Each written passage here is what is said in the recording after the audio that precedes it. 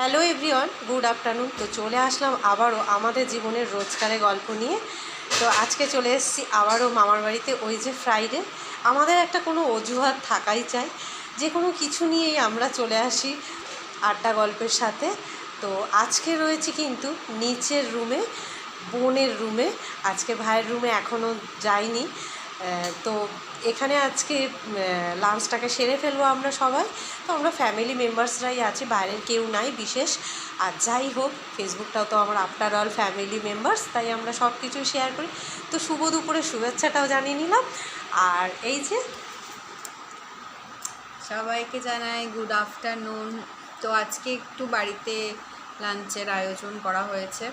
তো এই সব কাজিনরা মিলে আমরা একটু খাওয়া দাওয়া করবো, একটু গল্প করব। অ্যান্ড কী লাঞ্চের মেনু আছে সেটা পরের নেক্সট ভিডিওতে দেখাচ্ছি।